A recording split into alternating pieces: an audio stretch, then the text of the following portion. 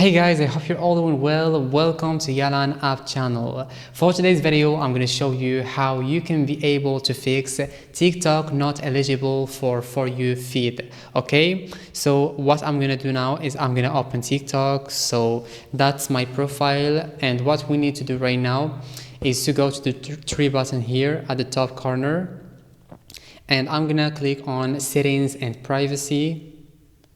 Okay, now I'm gonna click, I'm gonna scroll down and I'm gonna find here report a problem. Let's click on it. Alright, so here what you need to do is to click submit a report.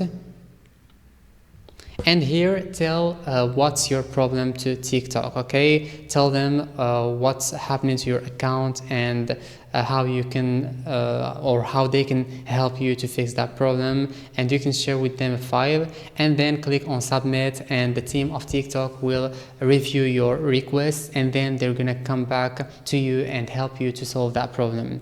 And that's it guys, that's all what you need to do. And this was the video guys. I hope it was helpful to you, and don't forget to like, subscribe to the channel and turn on the notification bell so you don't miss any video I post in future, and share it with your friends, and see you in the next video. Thanks for watching.